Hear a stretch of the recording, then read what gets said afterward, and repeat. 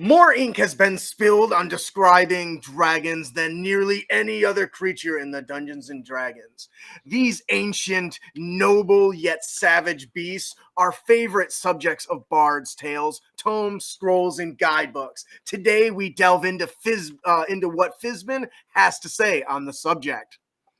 Now, hello and welcome, heroes, to the Crit Academy. I am your host, Justin. I'm your guest. Hello, operator. I'm your co-host, Ian. Aspect of Tiamat. You're not an aspect I of Tiamat. am your co-host, Brandon.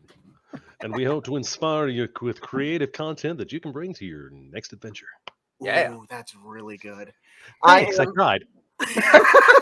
I am super excited for today's episode. As you can tell, we've got a wonderful guest with us. I am a super fan, so I'm trying hard not to geek out. So, hello, operator. Would you like to take a moment to tell everyone kind of what you do in the world of D&D?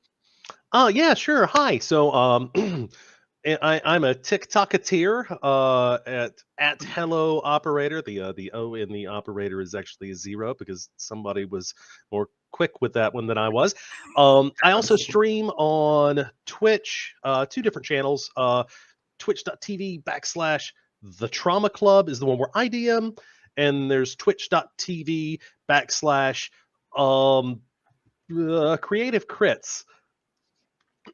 And I'm a huge Pathfinder buff. I started out talking solely and specifically about Pathfinder, and I've realized over time, like many things, that maybe my true love, it is not the true love of the masses, so I've branched back out the 5th edition. Well, that depends on which win, I should say. Oh, that's funny. But So I want to thank you for joining us today. I invited you because I absolutely fell in love with the string series that you made on TikTok on comparing, hey, here's what the D&D dragon does, but look what Pathfinder did better. So I really enjoyed that. So I thought that you would be a perfect guest to have on as we cover the Fizban's Treasury of Dragons. And since you're our guest, would you like to give us some brief information or your brief insight into what you think? What is the Fizban's book? I know you've gotten your hands on it a little bit. I don't know how much you've delved into reading it. He's like, yeah, I got it. Yeah, I got it. Like one of my fans actually sent it to me. It's like I was tickled to death when I got it. That's awesome. I love the book. I absolutely love it. I think it's probably one of the most concise and focused supplementals that Wizards has put out, because it picks one topic and then just explores every single aspect about it. Creation lore, feats that have something to do with dragons, the classes. One of the subclasses makes Ranger viable at the table. And what I really love, and you mentioned the Pathfinder dragons. So creature ratings in Pathfinder go a lot higher than 20. There are things that you are not supposed to fight in Pathfinder. You can, but you better bring a lot of friends. And this is the first book that I've dabbled with, official release, that there's CR level 30 stuff in here, which by the math should take a party of 4 30th level adventurers to take on. Exist. I know, which makes me hope for like mythic levels, and just, I squealed a little on the inside when I saw that. Yeah. I'm a big fan of that. We've talked about on the show quite a few times about how it's nice to have monsters and enemies that the players just can't outright destroy. At least not without some like premeditation of weakening them, like Superman and Kryptonite or something. So to see those high level dragons that are much more viable than a stupid Tarask that has no ranged weapon. Yeah. The one that shall not be mentioned. So I think they really did a good job delving into that. And I really, if you don't know, in this book, everyone knows the chromatic and the metallic dragons, right? But they brought gem dragons into this, which is something that has already been around in the past. I know you touched on a little bit on your Pathfinder series about the differences between them, but there was a few in this book that really just tickled my dice when I saw them, because I don't know if you mentioned you didn't have a lot in the official books, but there is what is the mythos?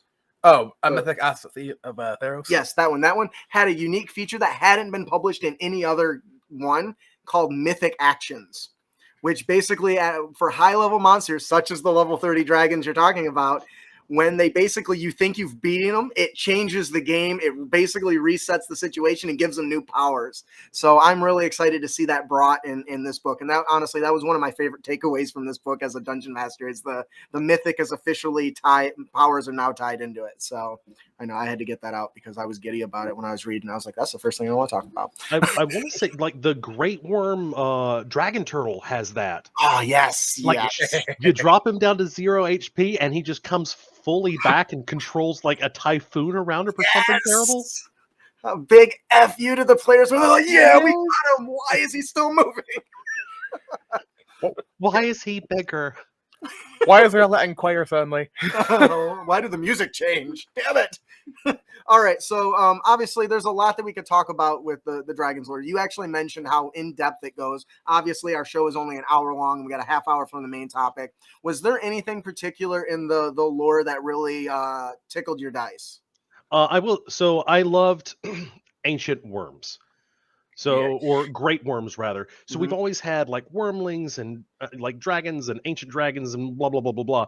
But one thing that I loved in Pathfinder, and they finally have here, are the great worms. Great worms are named dragons, and they're the biggest of the biggest bad boys.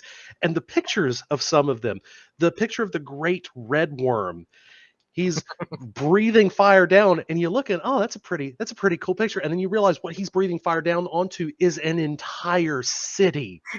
Anyway, Yes. which makes it disappointing that the biggest size in 5th edition, at least, is gargantuan. It's gargantuan. It's like, yeah, it's supposed like that, and artwork like that. That reminds me, there used to be bigger sizes in past editions. Like ancient, right? No, sizes like bigger than gargantuan. Oh, Colossal was bigger, Colossal wasn't it? was one of them, right? Yeah. Yes. So that's really cool. The thing that I really like that they did with these is they added a lot of ways to play dragons, and that's something I want to touch on in the later half. And so think about that as we move forward, about how it did a really good job with that. The thing that I think tickles most people is the new player options. You mentioned it right out the gate, the new ranger. I would just like to say, and I've said it before, I know Wizards of the Coast is watching our show. Do you know how I know? Because they mail you. Because the way they scaled the new Drake Warden is exactly how my School of Binding wizard works. That came out long before their playtest material. I'm just saying. So now that I've got that rant out of there, the Drake Warden and the Ascendant Dragon. Do you want to tell us a little bit about what you really like about the Drake Warden? So first off, it has the most adorable art I've seen in any book. He's got his little Drake puppy. I love it. So I love the fact that it's Beastmaster but fixed. Yes. The creature that you're taking with you actually matters. It does something. And it was also a class I was a little disappointed with. I feel as if we could have had other like families of pets and given them special abilities. Yeah. But I'm 100% okay with this. Any love the ranger gets at this point is good love. Yes, and I really like what they did because they basically gave you a special stat block and said, okay, here's the basics of the character. These choices you make will alter it in this way to fit your theme, but pretty much this is the stat block instead of going and opening up 20 different stat blocks in the back of the book to pick one. I think that is the right way to do it. I just had a brief flashback actually out of a druid I ran in 3.5. One of the prestiges I took, if you will, is what the Beastmaster is meant to be. Mm-hmm. Not how I said meant to be. Meant to be. And I remember like the hilarious amount where my dragon, the wolf I had ended up being poisoned, crippling so, and we just leveled up. And I turned to the DM. So about that dire wolf I can get at this level. I like that. So the thing that I really liked about the Drake Warden is, first of all, people have been saying make it a bonus action attack. That's exactly what they did. Yep. The fact that so many features of it are tied to your proficiency bonus, which is really cool. Which is something they've been moving to since Tasha's, really. Yes, and then and that's something I've been experimenting with all the stuff I've been creating, because I think that that's a better tool for something that's not tied to your core ability score, so you don't have to have that as a high score to get the full benefit. What I liked about it is that the Drake slowly evolves as you level up, and that is certainly something that the Beastmaster was missing, because as it evolves, it physically changes and gets new abilities based on those changes. Yep. Which is that is perfect. It gets its breath, it gets its flight by the end of it, and that they really handled it really, really well. I don't know how many people were playing Beastmaster Ranger before, but I know none will be now. You're probably right. So it's like I can get a wolf or I can get a dragon. Is there really not even a contest, right? But I hope that means, I don't know if anybody knows, but they're redoing all the core books. Yeah. And I suspect things like this and all the stuff in Tasha's is going to kind of be reflected in all those changes. Or rolled in. Let's all cross our fingers, right? Yeah. And so how will Ranger be when that comes out? Right. So the next thing we want to talk about is the other subclass, which is the monk. I love the idea of being able to alter your attacks into the element of your choice. Yes. You got to do that with the gun mage that we did, right? Right. Where you got to alter the cantrip's power to fit whatever. Well, it was random, I think, for that. It's random, yeah. But which is a sorcerer, not a wizard. Yes. Whatever. I know what it is. I built that just on a different track right now. So what are your thoughts on the Way of the Ascendant Dragon? What did they do right? What did they do wrong? I love it. I was a little miffed at when I first started reading it, because I thought Step of the Wind was something completely different. I had Step of the Winds and Misty Step confused in my head. Yeah. Yeah. Oh, you can grow wings and fly instead of teleport? That's just the same thing with more effort. But then I realized that Step of the Wind is just you can disengage or dodge as a bonus action. I enjoy it. I really, really like it. I think being able to switch what element you're doing at any time is a little powerful. But I think the monk also needs to be like Ranger. It was another one that needed some extra love.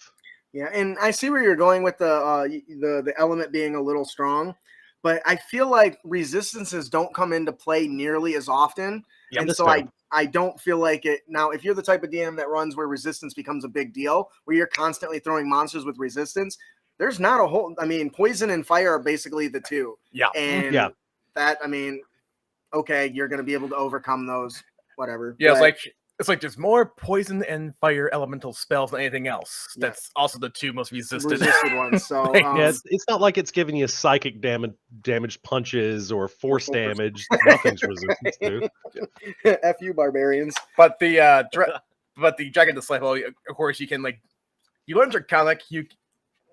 As we said, you can change the element of your punches. That's awesome. I can now make that fire sorcerer. I was able to used to be able to make it past editions. Sort of. And I think it's really cool that it touches on being able to use the breath of the dragon, but it doesn't take an action. You can do it as part of one of your attacks, and that to me is huge. Now, if you're a Dragonborn Way of the Ascended Monk Dragon, you can fire breath more than once in a single turn. And that's awesome. Actually, that might be a good segue into you speaking about the Dragonborn features that they did. Perfectly, yeah. Yes. So, did you get a chance to delve into the Dragonborn race options at all?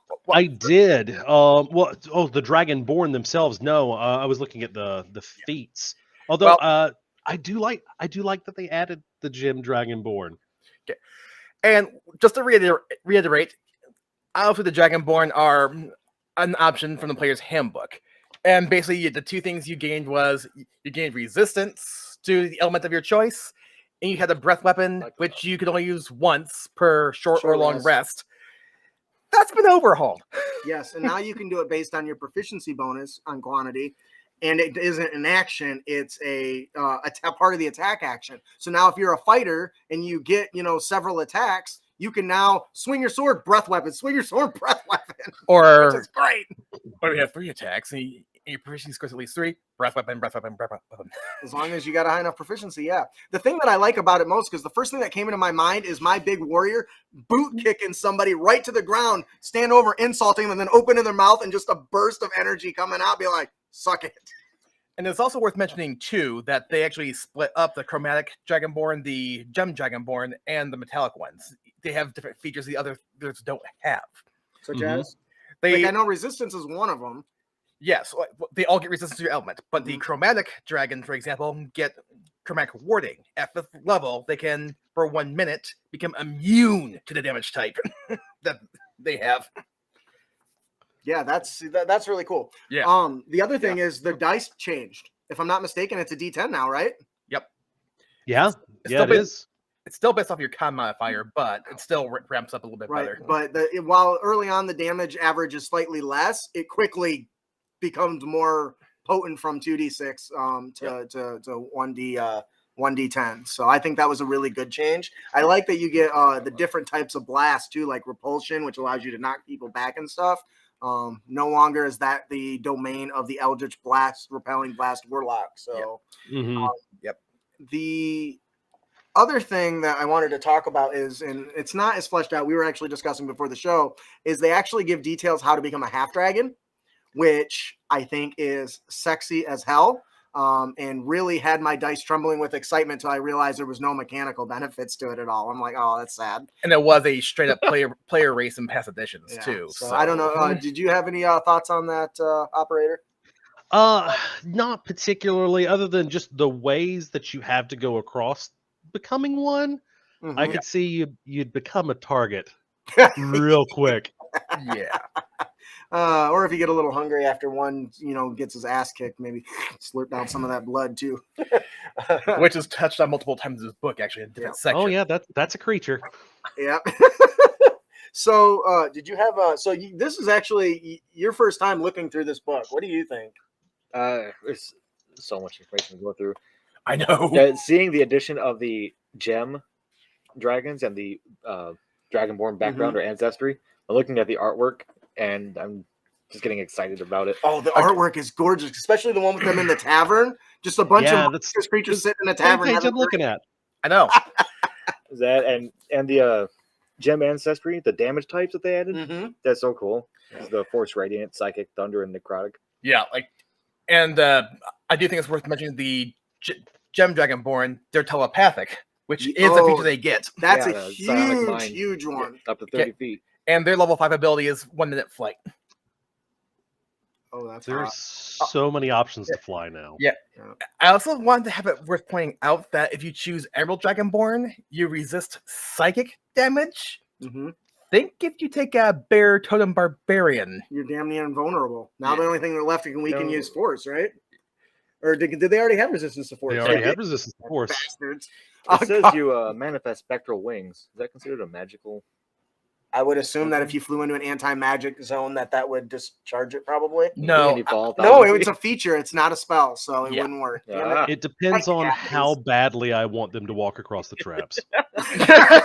You're not flying over my traps, bastards. Garwin says Dragonborn are actually viable now. Before, they didn't really reflect their flavor at all. Now they're viable in all parts, and I agree with that very much. And it's also worth mentioning, too, that the level 5 ability that the metallic Dragonborn get is they gain more breath weapon options. That's where repulsion comes in, I think, right? That's one. Where yes, they can push enemies back, but the other one is enervating. Yes, which can incapacitate the enemy instead. That's savage. Until the start of your next turn. All right, we've talked a lot about the class options. There's so much stuff in this book. Can I just say how amazing the artwork is? I love Dyson's logos, maps too. Those are really fleshed out. The other thing that I thought was really, really cool is how detailed their layers are. You literally just pick up the map and the details and, all right, time to go visit the dragon, and you've got everything included in it. And I think this is a good segue into, playing a dragon, because I hear and I've seen, now this is just Justin's experience, this is not reflecting of all tables, is I've seen dragons often played and ran poorly, more like beasts than intelligent creatures, specifically when it comes to flight. I often see, people fighting dragons like on the ground. No sane dragon would do that. And so they give us a whole big, like a third of the book talks about different ways to run the dragon as a monster, to run it as a schemer, and run it as a power source. So, hello, operator. As the expert dragon master here, can you tell us what when it comes to dragons in play, how do you run a dragon as a monster and get the most out of it? So it depends on how deep you want to go with it. I get very, very deep with mine. Every single dragon has a different mindset, a different personality, different mental thinkings. White dragons canonically are they have photogenic memories. Every single coin in their hoard, they remember exactly where they got it from, and they're all just this deep, rich lore behind them. It depends on which ones I'm running. They should definitely be intelligent, especially if you're dealing with an adult or older dragon. They don't go out for a reason. They don't have to. People worship these things. They write stories about them, and some of them will outlive the histories written about them. These are not just your average everyday beast, You and they just should be touched played on like that. something Yeah. that I think is amazing, and the fact that they outlive written history is something that makes them absolutely amazing and NPCs to run, because they don't, if they go to sleep and hibernate for 1,000 years and then you ask one for directions, it's probably not, the place isn't going to probably be in the same place it was when it took a nap, or it doesn't bother leaving its area enough to know to keep track of, you know, the new cities that have been and kingdoms that have risen. Just wake up one day and they fly out and like, the hell did these people come from? You're in my land, you know. Oh, it's just 3 creeks over from the Thrycreen kingdom. The who? Right? But that's exactly it. I'm still stuck on the white dragon. He's just waltzing by his sword. Just wait a minute. Back. Yeah, and Who like pushed I think that's a lore tidbit from second edition. Yep. But yeah, like every single piece, they know exactly where it came from. That's fascinating. it?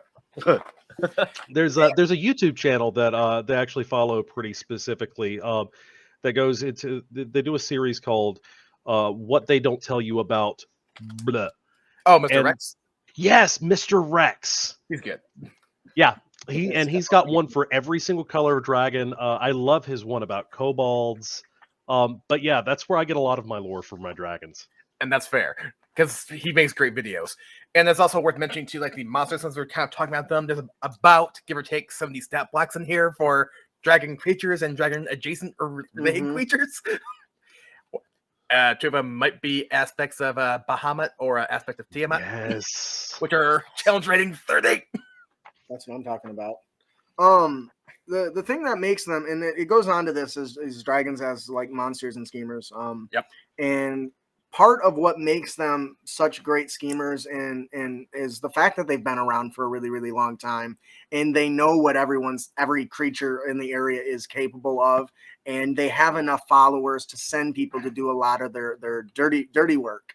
Or good work, I guess, depending on, you know, where they fall in the alignment stuff. But to me, they can be just as skeevy as like a beholder, as far as the complex politicking that they do, because some of them love the politicking game. Oh And yeah. Something I don't think, once again, I haven't seen a lot of DMs really engage in that aspect of what a dragon does. If you have all the wealth in the world and you want to keep growing that, but that's not going to keep you as entertained as watching and manipulating all the ants that are around you.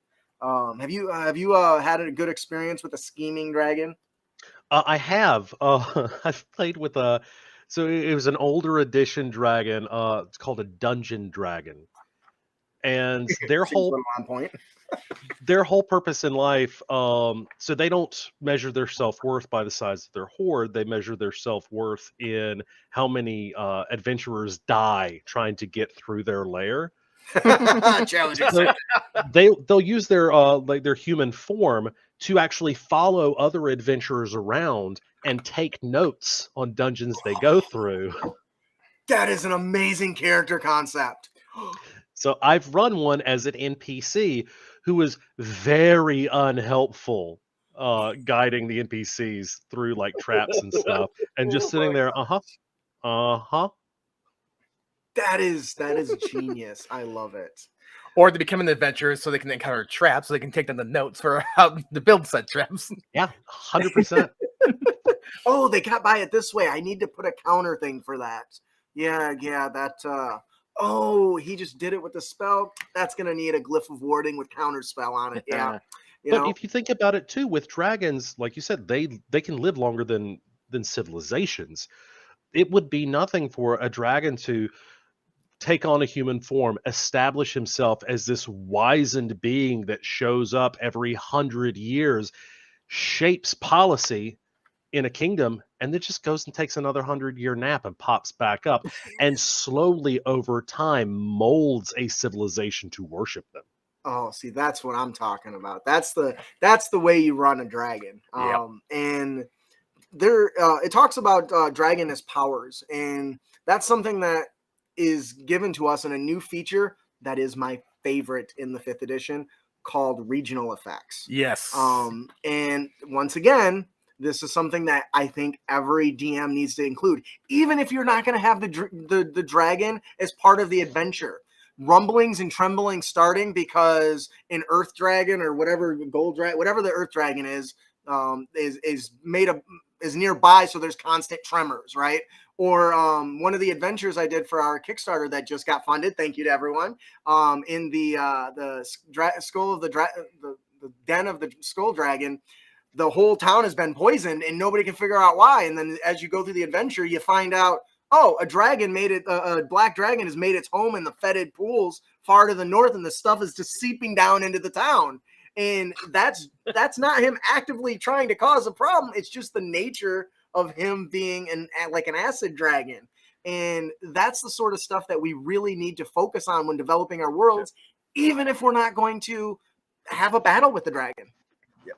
And actually, I do kind of like the regional effects they give for each type of dragon. Like, yes. Looking at the crystal dragon, for example, one regional effect is clear skies. It doesn't rain here ever for some reason. No crops. And there's also a lot of quartz crystals all over the place within 6 miles of its lair, which segues into icy sight. A crystal dragon can actually basically see through ice or quartz within 6 miles of their lair, so they can see you coming a mile away. Everywhere. That's awesome. One of the concepts I try to bring into whenever I'm home, or especially a homebrew campaign, is there's a lot going on in this world, and not all of it is at your level.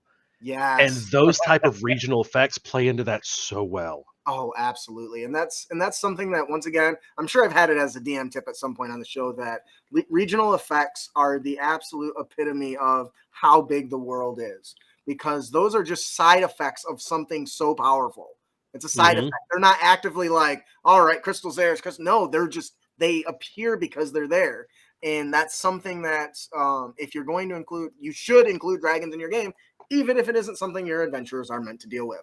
And I just think that there's a lot to go into. This book covers a lot of stuff. Obviously, in an hour show, we can't cover everything. I would like to take a moment to ask our buddy, Hello Operator, what is your favorite dragon? And can you tell us a little bit about it? Oh man, I really, really, really enjoy the classics. If we're just sticking to dragons that are presented now in 5th edition, then I would. I'd have to go with the red dragon. I love them. They're conniving. They're probably the most accessible of the dragons that you would fight as a 5th edition party, because they are the more vicious. They're dumber. But they're also far more aggressive.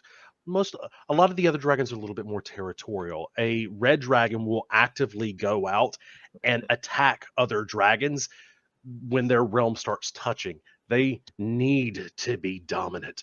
And because of that, you see dragons like Smaug in Lord of the Rings. Like, there is a reason red dragons were based on him. Yep. That's awesome. GTFO. And also, we can't cover everything, but it is worth noting the book also includes some spell options some items, including a bow. Yes. Oh my god, dude! One of the monk items. There's an item just for monks. That boosts their their saves for their any key related abilities, which is nice. Yeah, I love it. There needs to be more class specific items. Yep, and it is worth noting that they did add a lot of dragons and dragon adjacent creatures. There was some entries I was hoping were going to be in here, like steel dragons, iron dragons, titanium dragons, dream dragons. I love steel dragons. Earthquake dragons. Oh, is that not a thing? In Pathfinder, and I'm hoping they'll go this way. I love the point because as soon as he said it, primal dragons, dragons of the void, dragons of the different planes. There are dream dragons and nightmare dragons and Shadowfell dragons. Just like this is a tease to me. Yes, I think his dice are trembling. But I gotta say, while you guys are talking, I was looking through his book. I'm looking at all the artwork. Oh man, this is so pretty. And I see a red dragon. I go, Chris Ron painted that. You could tell who it was. Chris Ron has a specific art style. He does magic. He does the magic cards. Yeah. Yeah, I met him once, and he signed a few of my cards. Nice. He's going through there. I was like, it out. I'm pretty sure that's Ron's art. Can we just before I know we're running behind on time, but I just want to say, can we appreciate the Elder Brain Dragon thing? Yes. That monstrosity. Slime puppy. Yes. Like, oh my god, like I saw that and it's terrifying, and every game needs one. Yeah, because like their breath weapon. Yeah, that's what I was about to say. Mind for your tadpoles. What's that? It's breath weapon. What he was saying. Yeah, it's a 15-foot wide line of you're now infested with mind flayer tadpoles. Which can turn you into a mind flayer. See, this is an example of where you can have a dragon become a critical part, even at low levels. Because maybe it happened, it breathed over a town that pissed it off, and now they're all infected. So you got some low-level adventurers have to figure out how to heal them, which I think is kind of the premise of the new Baldur's Gate 3 game. Like, you get infected right from the beginning. But it is. Oh my gosh, it's just... or maybe you're higher level, and now you got to go hunt him down and kill him. I don't know if that would stop. It wouldn't stop the tadpole thing, though. I will say, if you fail that low-level quest, it's going to become a high-level quest real quick. And thus, the city of the Mind Flayers was born. Yeah. My mom lived there, dude. So anyways. Not anymore. I don't know a whole lot about Mind Flayer backgrounds. Mm-hmm. When you get transformed into one, are you still you, or No. are you as your body? No, you are a meat cocoon. You're a meat cocoon. Okay. Pretty short version. Yeah. That's my new favorite one, a meat cocoon. So it's a more jacked up version of a xenomorph. Yes. Yeah, 100%. In the same way, like xenomorphs have like 3 different things of their species. Yeah. They have the exact same thing. Yeah, and that to me is just terrifying as the player, because what if that infected you in this process, which once again, coincidentally, is the premise of the new game, where this thing's going to you're going to turn into this thing, you're not going to be yourself, you're going to be dead. What can I do to stop it? And it's worth mentioning too that these tadpoles from this breath weapon, if you're affected by it, the only way to get rid of them is to be restored at least 40 hit points or a spell that ends curses. Oh, that sucks. That's rough. Anyways, it's terrifying and I love it. And when I first saw that, I was just like, this needs to be an adventure now. I think it's all over TikTok. Yeah. Look at the slime puppy. Look at this slime puppy. Look at this slime puppy. All right. I just want to boop its snoot. Before we I understood that reference. Before we move on to our owner tips and tricks, is there missed you, any other TTS. thing that we wanted to jump on? Operator, Brandon, anybody? There's a lot of stuff in this book. That's the problem. I can touch on a lot of things, but we have to move on. But not you. Okay, so anything? If we were not pressed for time, I would also talk about the feats. I love the feats, and I'm stealing one for my artificer. And I will briefly mention, they did say if you kill a dragon or bathe in its blood or so on and so forth, you can gain Draconic Gift, which they did say you can use as feats, FYI. I thought the Draconic Gifts was a nice touch. That follows more along the lines and for me, the boons and stuff, because there needs to be more boons and buffs as opposed to just magic item loot. So why don't you tell me about your feat? The one you're talking about. Yeah. So when Artificer first came out in UA, there was a spell. It was a concentration spell, and as a bonus action, you could change the element of whatever magical weapon you were attuned to. Mm-hmm. And that UA spell did not make it into actual published content. However, I believe it's the chromatic dragon. I don't want to lie to anybody. I'm told Wizards doesn't put page references because they make mistakes and have to fix them, and the pages are always wrong. So it's okay if you get it wrong. Gift of the chromatic dragon. As a bonus action, you touch a simpler martial weapon and infuse it with one of the following damage types: acid, cold, fire, lightning, or poison. For the next minute, the weapon deals an extra 1d4 of the chosen type when it hits. After you use this bonus action, you can't do so until you finish a long rest. So, I mean, you're not able to burn a spell slot and do it whenever you want to, but I really like the idea of my repeating crossbow now firing flaming bolts. That's fantastic, and I feel like that could easily is that specific artificer ability? No, it's just a feat. I wonder if so it's a feat, so even like the ranger could take it. That's dope. Love that. I love it. All right, I think that'll do it for our main topic today.